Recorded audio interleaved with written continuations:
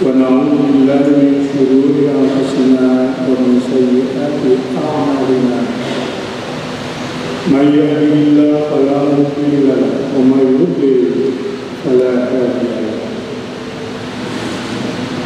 أشهد أن لا إله إلا الله وحده لا شريك له وأشهد أن سيدنا محمدا عبده ورسوله اللهم صل على سيدنا محمد وعلى آله وصحبه ومن تبعهم بإحسان إلى يوم الدين.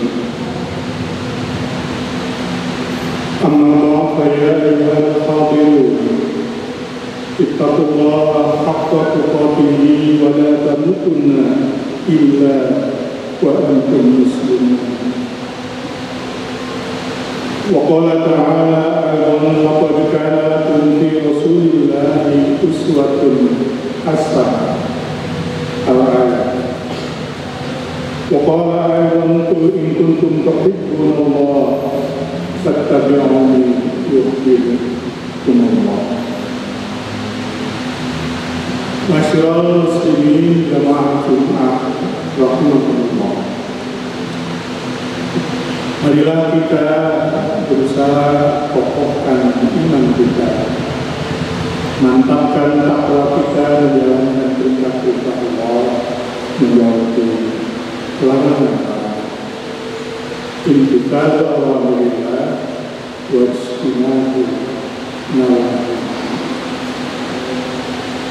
Hari ini kita sudah masuk hari kedua bulan Rabiul Awal, bulan di mana Nabi kita Muhammad Sallallahu Alaihi Wasallam dilahirkan di kota Makkah yang sekarang kita kenal Al-Makkah Al-Mukarramah. Bulan inilah para umat Islam, khususnya orang-orang yang dalam haluan tengah, termasuk di Indonesia ini, semangat menyambut dengan melakukan peringatan Maulid dengan berbagai acara, berbagai teknis dan berbagai motivasi. Masyaallah muslimin rahimakumullah. Alangkah baiknya kalau saya mengajak diri saya sendiri dan sama untuk melakukan renungan mengenai peringatan Maulid Nabi. Pertama, bahwa hubungan umat seperti kita ini dengan Rasulullah SAW ternyata sebuah relasi yang melebihi hubungan sosial kemanusiaan apapun, melebihi relasi hubungan darah, melebihi sekedar hubungan kekeluargaan, ras atau etnis, bahkan melebihi hubungan kebangsaan. Karena relasi kita dengan Rasulullah adalah relasi hati, qalbiyah, al-qalb. Karena itu memunculkan bagi kita umat kewajiban kita kepada beliau dalam bentuk kewajibannya luas, lengkap, komprehensif. Maka pertanyaan pertama, apa saja kewajiban kita umat Muhammad kepada beliau? Secara singkat terringkas ada 6 kewajiban. Pertama, kita wajib mengenali sejarah hidup dan diri Rasulullah SAW. Ma'rifatul Rasul. Semua aspek agama itu memang semuanya berdasarkan pada ma'rifat dalam arti mengenal, mengetahui. Oleh karena itu, disinilah pentingnya semua umat Islam apapun ilmunya, profesinya, maka ada pentingnya, urgensinya belajar tentang sirah perjalanan hidup Rasul yang biasa kita sebut dengan tarikh nubuwah. Yang kedua, kita ini kan sudah bersyahadat dengan dua syahadat. Syahadatain asyhadu an la ilaha illallah wa asyhadu anna Muhammadar Rasulullah. Maka kewajiban kita dengan mengimani Rasulullah yang bersumber dari syahadat kita. Keimanan kita tentang Rasul itu bukan hanya mengimani sebagai Rasul, tapi mengimani Rasul yang terakhir dan Rasul yang membawa ajaran yang sempurna. Ini penting. Yang ketiga, ada kewajiban mencintai Rasulullah, cinta. Memang kenal, iman, cinta, ini mana yang dulu tergantung siapa. Sepertinya cinta Rasulullah itu bersifat emosional, tapi sesungguhnya tidak semata emosional. Selain sebagai persyaratan iman kepada beliau, mencintainya juga menjadi prasyarat untuk kita bisa bersama beliau kelak di surga. Kisah pendek Arab pedalaman datang bertanya kepada Rasul, kapan datang hari kiamat? Rasul balik bertanya, apa yang kamu persiapkan untuk menyambut kedatangan hari kiamat? Orang Arab pedalaman itu menjawab dengan lugu, lugas, jujur, tidak ada persiapan apa-apa kecuali aku cinta Allah dan Rasulnya. Maka dengan lugas pula dijawab singkat oleh Rasulullah, antara ma'aman ahbabta, kamu akan bersama di surga nanti bersama orang yang kamu cinta. Pentingnya dan utamanya cinta, kalau yang mencintai adalah orang yang sangat baik atau sesuatu yang sangat sempurna. Yang keempat, kewajiban kita adalah meneladani artinya mengikuti jejak Rasul, baik meneladani pribadinya yang agung maupun meneladani kepemimpinannya yang adil dan seterusnya, melaksanakan ajaran yang dibawanya. Banyak ayat kewajiban kita mengikuti Rasulullah ini, diantaranya jaminan bahwa Rasulullah adalah uswah hasan, teladan yang baik. Masyaallah muslimin rahimakumullah. Yang kelima, kewajiban kita adalah membela kemuliaan kehormatan Rasulullah. Kemuliaan kehormatan Rasulullah memang tidak tergantung pada pembelaan kita, karena sudah jaminan dibela, dipertahankan, dijaga oleh Allah. Tetapi sebagai orang yang menjadi pengikut Rasulullah, memang ada kewajiban moral membela kemuliaan dan kehormatan. Maka ketika ada sikap-sikap orang, baik itu non-muslim maupun siapa saja yang melecehkan Rasulullah dan melecehkan agama Islam yang dibawa oleh Rasulullah, maka muncullah kecemburuan, kemarahan ketika kehormatannya itu tidak. Teman-teman non-muslim khususnya di dunia barat gagal memahami ini, sehingga mereka terkadang terheran-heran ketika umat Islam ini siap berkorban membela Rasulnya Muhammad SAW. Kaget, gagal mereka memahami bahwa kita itu memang salah satu kewajiban orang adalah membela. Yang keenam, ini yang berat dan bersifat khusus, melanjutkan misi dakwah risalah kerasulan Muhammad SAW. Kita ketahui, kita pahami, kita yakini Rasulullah adalah utusan Allah yang terakhir. Beliau dikenal sebagai penutup para nabi, khatamun nabiyyin.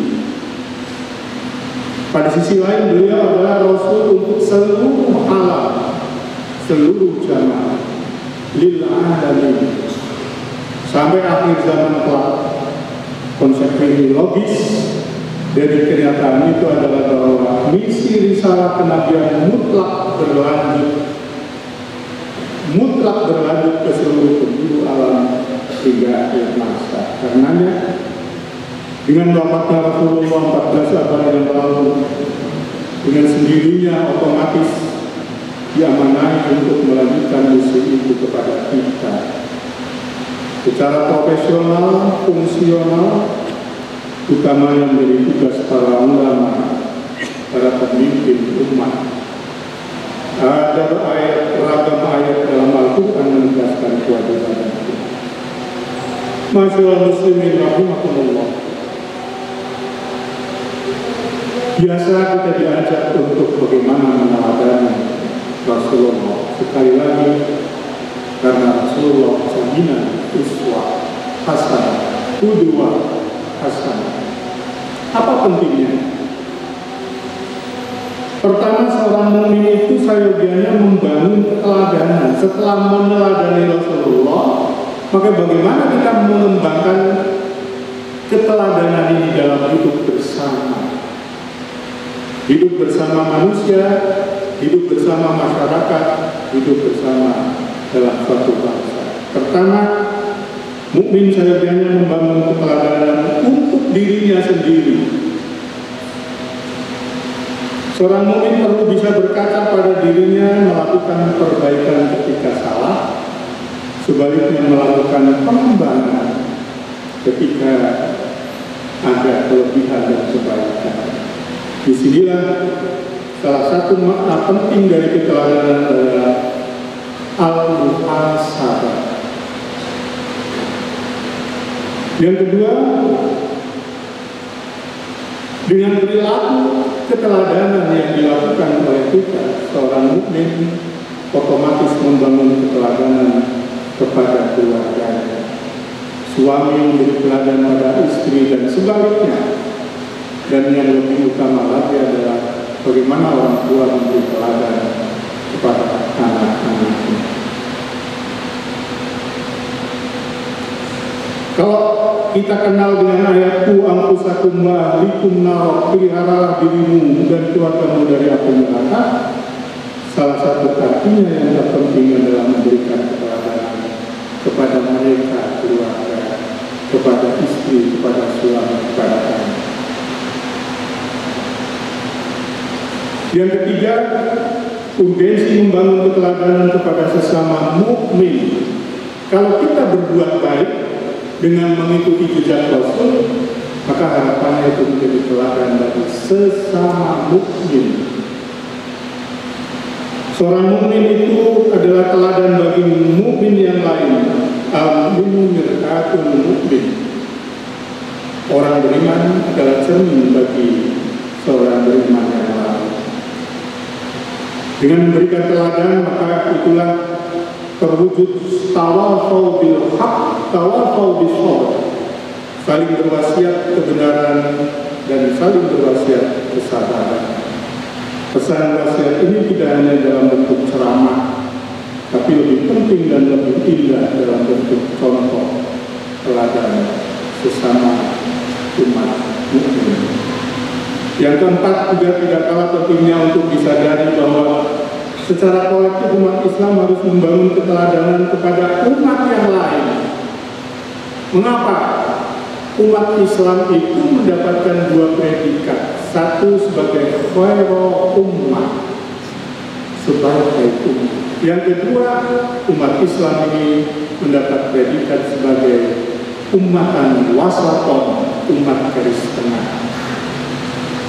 Posisi khair umat dan umatan wasatan inilah yang menuntut kita untuk bisa menjadi teladan, bahkan teladan bagi umat Islam.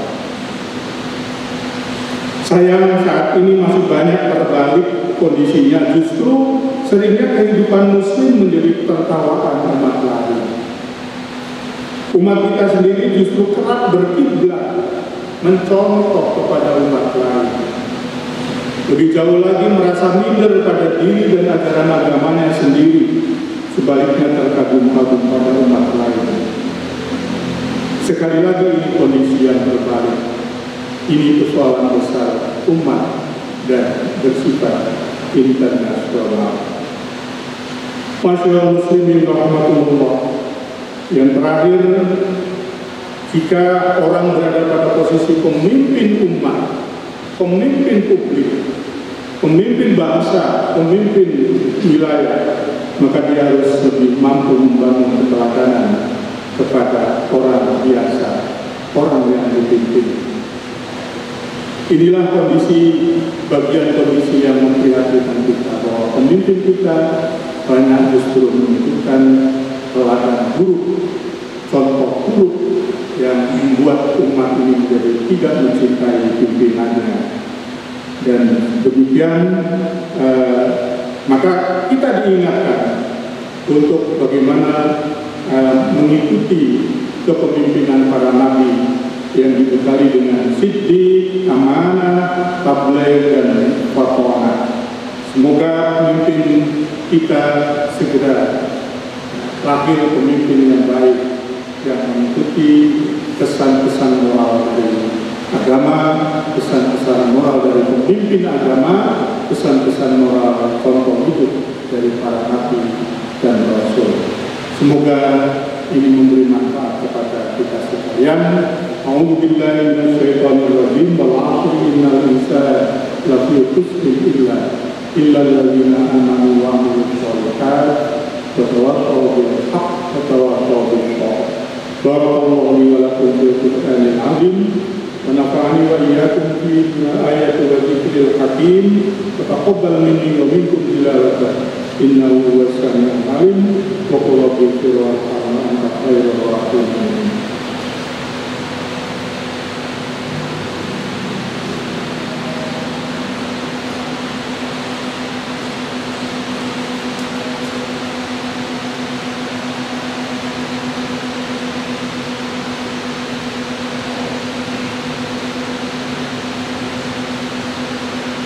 Alhamdulillahilladzi amarna bil ittihad wal i'tisam bi hablillahil matin.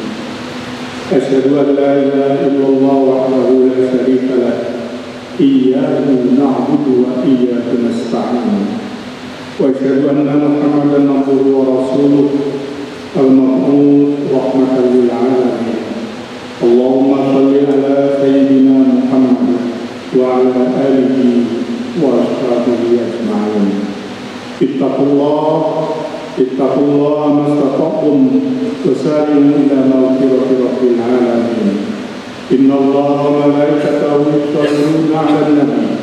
Ya ayyuhalladzina amanu shallu 'alaihi wa sallimu taslima.